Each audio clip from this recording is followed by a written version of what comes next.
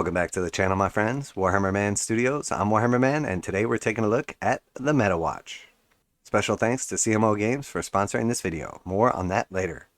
So as of the 5th of January 2023, METAWATCH Warhammer 40,000, new year, new balance, DATASLATE, new MUNITORUM field manual.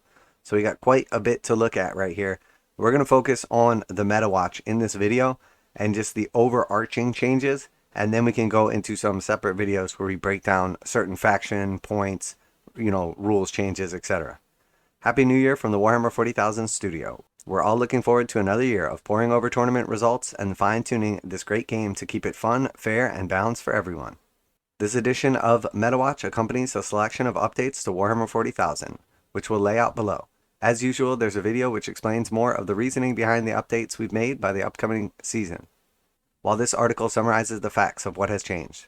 The mission pack, DATASLATE, and points changes are designed to be used together, so should be deployed when you get your hands on the Arks of Omen mission pack. Don't forget, it's up for pre-order this weekend. Alright, so the chapter approved Arks of Omen Grand Tournament mission pack.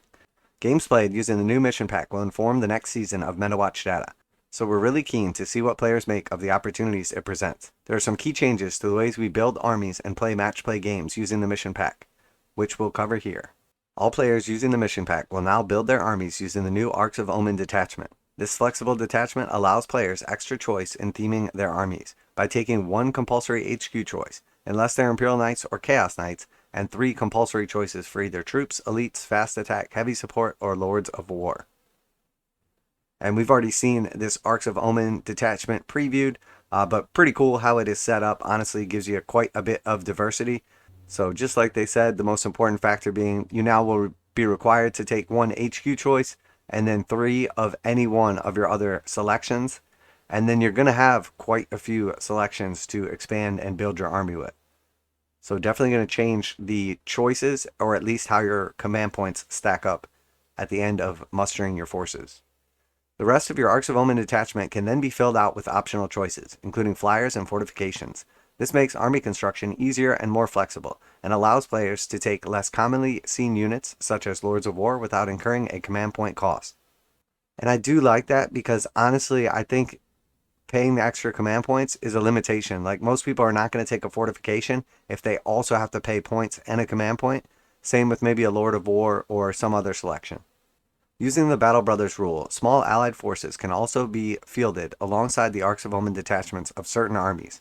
Asuryani and Drukhari armies in need of comic relief can add a patrol of Harlequins, for example, while the Astra Militarum Arks of Omen detachment can be joined by a Militarum Tempestus patrol for some drop troop support.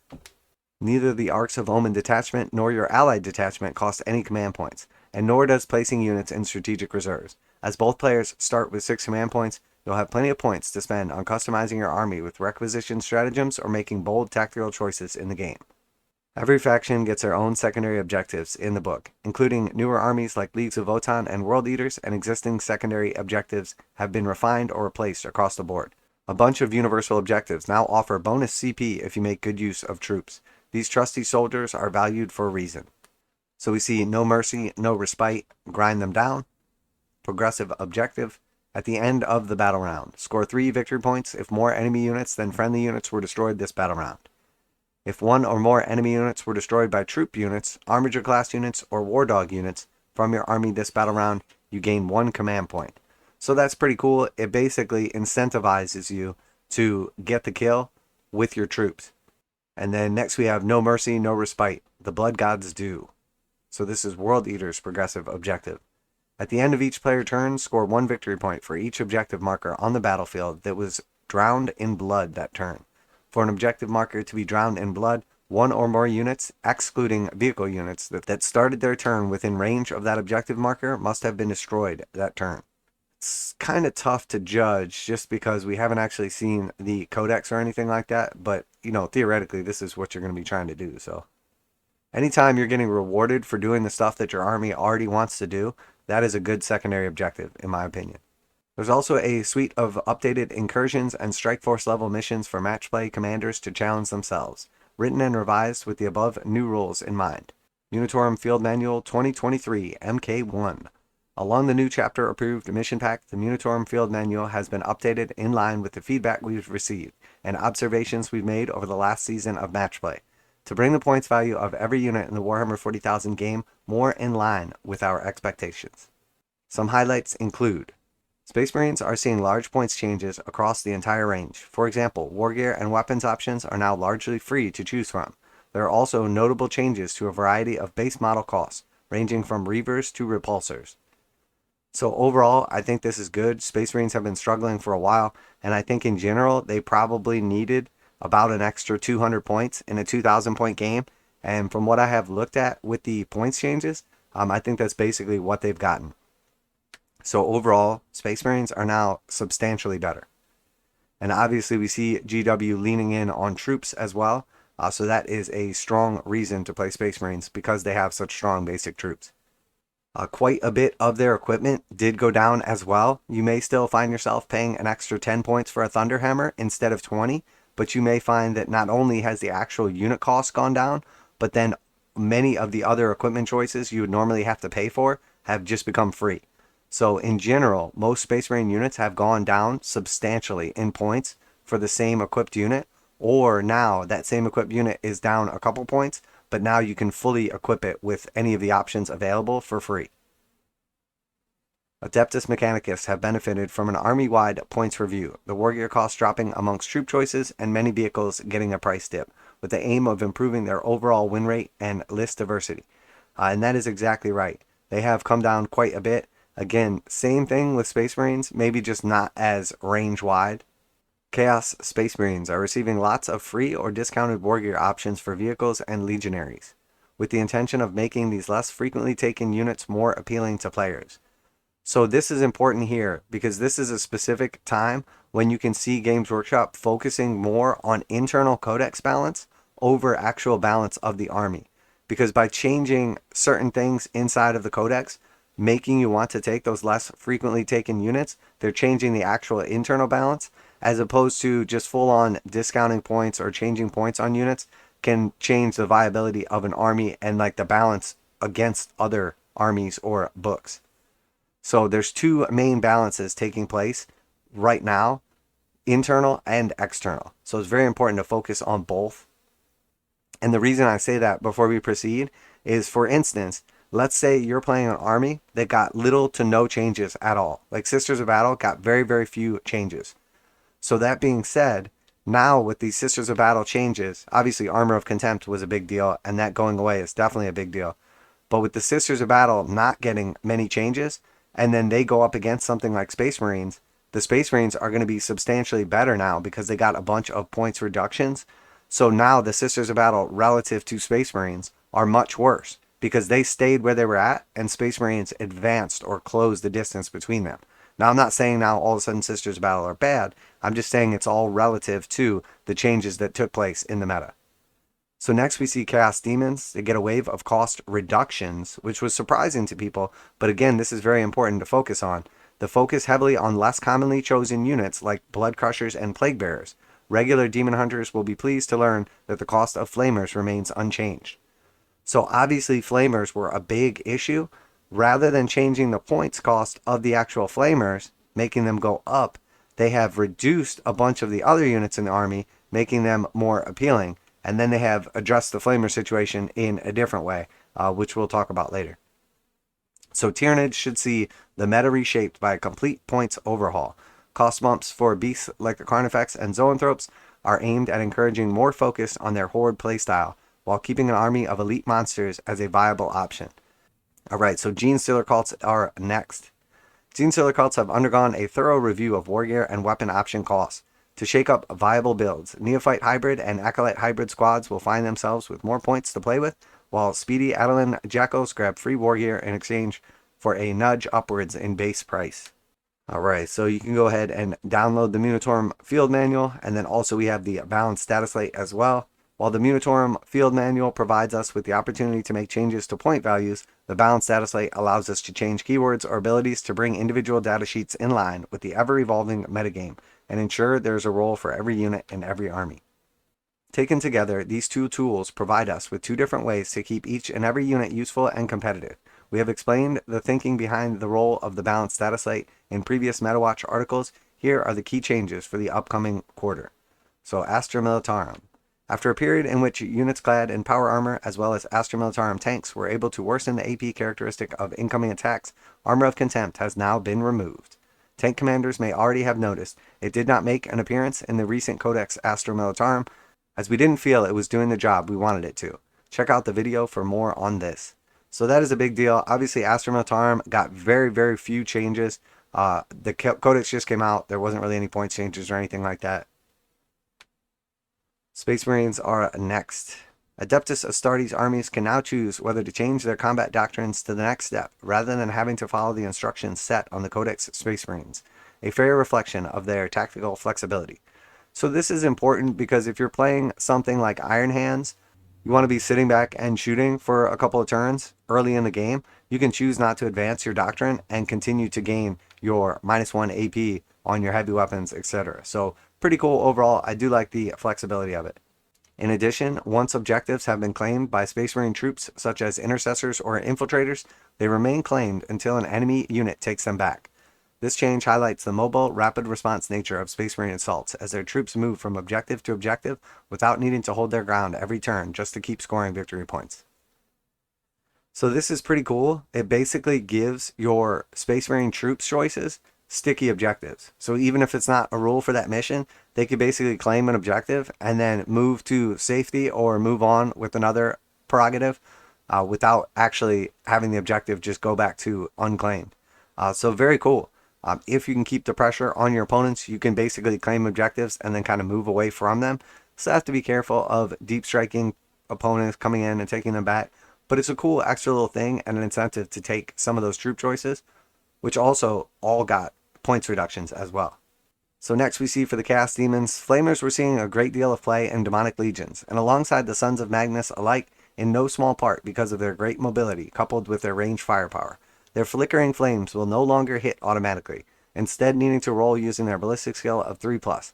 With a d6 plus 3 attacks, they are still likely to land plenty of strength 5 hits, but without unleashing the outright devastation that units of auto-hitting flamers used to cause, especially in Overwatch. So I understand this change. I think the biggest reason that they addressed it in this way is because of Overwatch, and that's why they specifically mention it. Because when they auto-hit on Overwatch, you're going to score a ton of hits, as where if you just reduce the total amount of shots, you're actually not going to affect it as much. So for instance, if you have a squad of flamers and they're being charged and they're going to Overwatch with, say, a d6 plus 3 shots each, you're going to average 7 on your 2 dice, a 4 and a 3, and then you're going to get +3 for each. So you're going to get basically 13 hits automatically with just 2 single flamers, let's say, for instance. As where the changes that they made now, where now they have to use their ballistic skill again, now suddenly you're only going to get maybe 2 hits with that Overwatch. So that is substantially worse. As where the other option they could have taken was either to increase the points of the flamers, or also they could have gotten rid of like the +3 and just used a d6 shots per flamer. So the truth is, this is an interesting way to kind of change it. I think the main reason they did it was to affect Overwatch. It's essentially reducing their overall effectiveness, but people aren't going to take them any less often. So you're still going to see the same amount of flamers. They don't cost any additional points. They're just going to be slightly less effective at killing on the battlefield. And when I say slightly less effective, again, if we just take 2 flamers again and we say you roll a 4 and a 3, you're going to have 7 plus your 3 plus your 3. So you're essentially going to have 13 shots. And now if they're hitting on 3 ups, you're probably going to hit with about 9 of those. So now you're going to have 9 hits that you roll the wound with, as opposed to if they just got rid of the +3, you would basically have 2 guys shooting 7 times and getting 7 automatic hits. So they're about 33% less effective at killing stuff. And in Overwatch, they're substantially less effective. So a cool change. We'll see how it flushes out. I still think it would have been a good idea to give them a couple points increase as well as this rule. But I get that GW wants to kind of do things in stages. All right, so let's look at the Harlequins next. The Harlequins have received several tweaks over the course of the balanced data slate so far. but the final MetaWatch article of 2022 revealed that they were still one of the most effective armies over the course of the year, worsening the invulnerable saves of every Harlequin's unit. While not altering their points values much in the accompanying balanced status slate, is our latest effort to bring them in line with the other armies in the game. So full on spoiler alert, every single Harlequin unit just got -1 to its invulnerable save. So your base Harlequin is a 4-up invulnerable save, now it's a 5-up.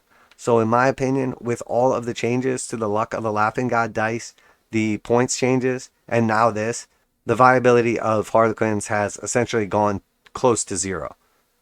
This is a massive, massive change, because if you think about it, their survivability is based on their invulnerable save. So if they have a 4-up invulnerable save, they have a 50% chance of surviving to, any shot that hits them. If you change that to a 5 or a 6, now they have a 33% chance of surviving. So then if you go from a 50 to a 33% chance, you basically have lost 17% chance of surviving that shot, or you essentially have a 33% less chance of saving, aka probably living. So the truth is, Harlequins are like 33% less durable right now. So with a lot of the other stuff getting points reductions and getting better, and then the Harlequins losing that save, honestly, I don't think they're viable anymore. 5-up save is substantially worse than a 4-up save. It doesn't seem like that much. It's only, 1 less. But when you extrapolate that times an entire army and an entire game, I really think this is overboard on the Harlequins, and it completely changes their viability as a functional army, which maybe, is exactly what Games Workshop wanted. And now a quick message from this week's sponsor. This video is sponsored by CMOgames.com, where you can get 15% off most Games Workshop pre-orders, and they go live right at midnight Saturday mornings. CMOgames.com offers free shipping on orders over $25 in the US 48, and most orders ship within 24 hours. CMOgames.com has been selling Games Workshop products online for more than 20 years, and customer service is their top priority. CMOgames.com carries the full line of Games Workshop products, including 40k, Age of Sigmar, Kill Team, warcry, paints, hobbies, and tools. Visit CMOgames.com using the affiliate link in the description below so they know you heard about CMOgames.com from Warhammer Man Studios.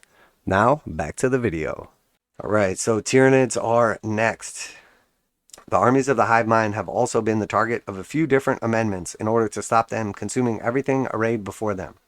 All the previous balanced status slate modifications are still in effect, and in addition, the overrun stratagem can now only be played on core units. So all the previous nerfs are still in effect.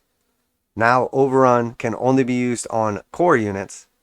And then furthermore, biovores, harpies, and sporocysts can no longer create spore mines or mucilid spores without costing any reinforcement points, keeping Tyranid armies from absolutely littering the battlefield with organic bio bombs. So essentially what that means now is, if you want to use biovores to drop spore mines, if you want to use harpies to drop spore mines, or you want to use the sporocysts to drop spore mines, you now need to set aside reinforcement points, or, in a 2,000 point game, leave 100 points or whatever out of your army so that you can drop these in. And once you use up those reinforcement points, you can't drop any more spore mines. Very, very strong move here on GW's part. This completely ruins the viability of biovores, harpies dropping spore mines, and also sporocysts.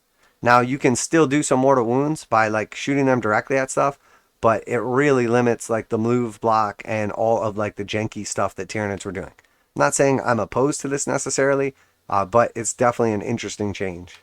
And then for Chaos Space Marines, a change here to the creations of Bile subfaction, which has been driving up the reported win rates of entire codex due to its popularity on the competitive scene, means that slain units will have to roll a 4 or more in order to fight before they are removed in the fight phase. So previously, whenever something would die in the fight phase, it always just got set aside and could fight before it was removed. Now you have to roll a 4-up, more in line with most other armies. Alright, then we have the Adeptus Custodes Golden Boys. The limitation on using the esteemed Amalgam, Emperor's Auspice, and Martial Discretion stratagems has been removed. In addition, the previous change to grant objectives secured to Adeptus Custodes troops units has now been extended to all core infantry units. Good news for Alaris Custodians. So this is a big change. The limitations on those stratagems was just out of control before. There's still some limitations on stratagems, but at least now those can be used multiple times in a game. It was excessive before, and custodes really haven't been good since the last few armies came out after them were all super strong, and the custodes has gotten nerfed. Also, objective secured on all of your core infantry is definitely huge. Alaris custodians, or the Terminators, definitely like more viable now. I'm not sure they're going to be amazing, and honestly, the most important thing to focus on here is core infantry. So you have to be both core and infantry to get this. So pretty good overall. Next we have Necrons. A small change to the rules regarding custom dynasties means a dynastic code created with the Eternal Conquerors, which grants objective secured, cannot also take an additional code from the Circumstances of Awakening. Among other combinations, this precludes a Necron army having both objective secured and pre-game normal move from the Relentless Expansionist code. So this is good. This is essentially what we saw happen to the Eldari, where if you take the really strong ability, you can't take a second one along with it. And it was pretty much auto choose for the Necrons, so I do like them toning this down. Adeptus Mechanicus. The Adeptus Mechanicus is another faction that has received a suitable amount of tinkering as we try to improve the win rate relative to other armies in the game. Cataphron Breachers and Destroyers now receive the core keyword. That's a great change and should have been on there the whole time. And every unit with Bionics improves its invulnerable save to 5+. Again, very strong. This includes Skitarii Rangers and Vanguard, Cataphron Breachers and Destroyers, smaller Servitors, and both flavors of Iron Strider engines. So that 5+ save is going to be a big deal. And honestly, the Cataphron Breachers and Cataphron Destroyers now suddenly are viable again, or for the first time in a long time with that core keyword. We hope the latest round of improvements will boost the machine cult's performance and help them claw their way from the bottom of the win rate rankings. So here are the links to download the MUNITORUM field manual and balanced DATASLATE for free. So you can go ahead and check those out. They'll be down in the description as well. We'll do some breakdowns for those also. Between the MUNITORUM field manual and balanced DATASLATE, we have taken the opportunity to rebalance every army for the upcoming season, and we hope that you'll see the results in your games, particularly battles fought using the Arcs of Omen mission packs. We will of course continue to monitor results from events around the world and the feedback sent to the 40k FAQ gwplc.com email address as we constantly balance the many moving parts of the Warhammer 40,000 in an effort to keep the game as fresh and exciting for everyone as possible. We'll share the results of these changes in the future updates and more of our thinking in further MetaWatch articles. Alright, so that is it. That's all the basic changes. We will do a further breakdown and kind of look at the viability of different units, different armies, and how this is going to affect them in some later videos. But this one has already gone on quite a long time. This is a massive shakeup, arguably the biggest shakeup we have maybe ever had to Warhammer 40,000. So this is super exciting. If you had some big nerfs to your army or something like that, don't get completely bummed out. We'll have to see where everything kind of flushes out. It's going to take some time to figure out what's good now, what's viable that wasn't before, what's no longer viable, and we'll have to adjust our lists and gameplay accordingly. And if you're on the other side of it and all of a sudden your army is looking pretty good, definitely let me know what you're most excited to take down below. If I missed any big changes or anything like that, please leave them down below. Special thanks as always to CMO Games for sponsoring this video. Check them out for 15% off your Warhammer purchases and free shipping. That's it for today. Warhammer Man Studios. I'm Warhammer Man, and I am a little overwhelmed by all the changes, and I'm out of here.